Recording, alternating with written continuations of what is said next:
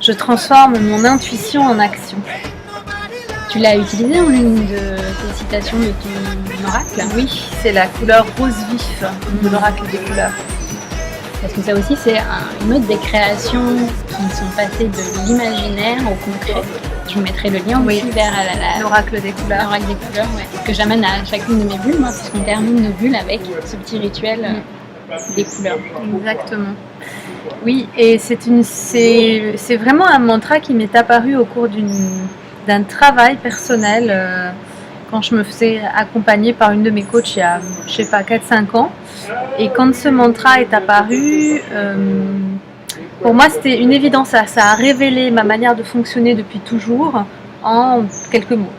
Voilà. Et du coup je l'ai affirmé, ce mantra, et depuis je ne me prends plus la tête. Dès que j'ai une inspiration, dès que j'ai une idée, je la fais. Alors on peut penser aussi que ça peut amener à une sorte d'éparpillement, on peut avoir peur d'être éparpillé. En fait, ce qui se passe, c'est que je cale ce mantra-là sur ma grande vision. C'est-à-dire que je vais toujours me poser la question, ok, je transforme mon intuition en action, mais est-ce que cette action m'aide à poser un pas de plus sur mon ultime objectif? Par exemple, cette année, ça a été de créer la formation professionnelle S'habiller vrai, et ça a été de renouveler la formation en ligne S'habiller vrai. Donc à chaque fois que j'avais une intuition, je me posais la question, est-ce qu'elle me fait avancer sur ces deux grands objectifs qui servent ma mission, ou est-ce que c'est un projet qui n'a rien à voir, qui va me disperser et qui va me drainer l'énergie de ces projets-là? Donc oui, transformer l'intuition en action, mais sur un chemin qui me rapproche de mon grand pourquoi et de ma vision.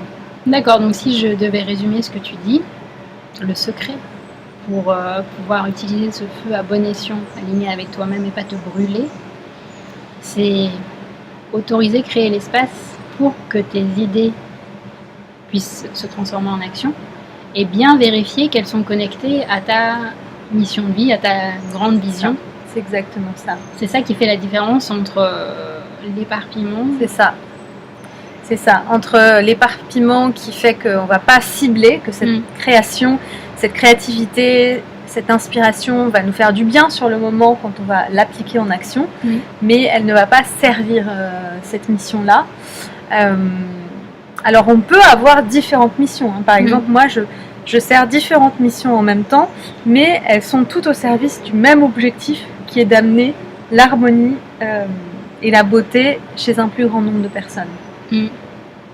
Donc c'est ça ce que j'aimerais du coup partager à vous, artistes de votre santé, c'est peut-être dans cette idée de se connecter à son feu, c'est de se connecter à sa vision, à son objectif, à ses objectifs de vie.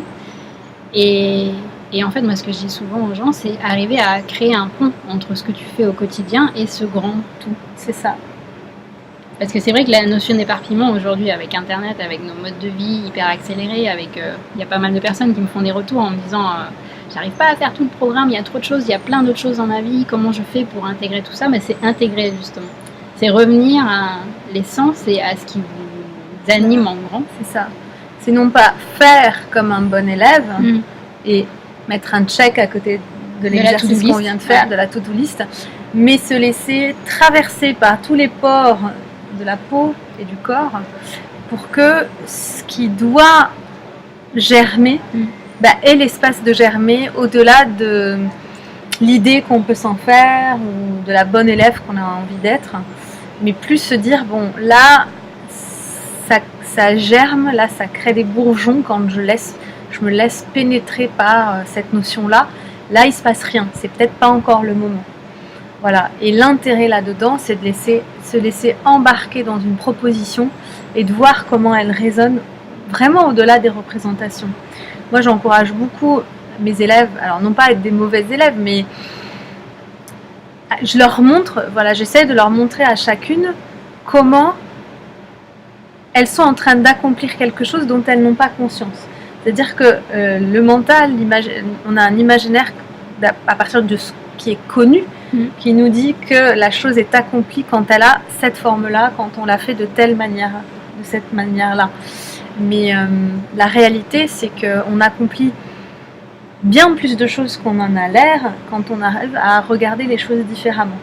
et à se dire mais en fait j'ai fait beaucoup plus que ce que j'imaginais, j'ai réussi beaucoup plus que ce que j'imaginais dès que je commence à ouvrir mon regard et ma manière de voir différemment les choses.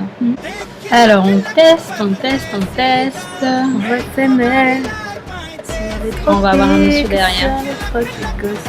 Viens, approche pour le cacher. Non, non. Je me mets comme ça, voilà, je te cache. Non, ok. Il faut que tu sois à l'aise, confortable quoi. Je suis confortable.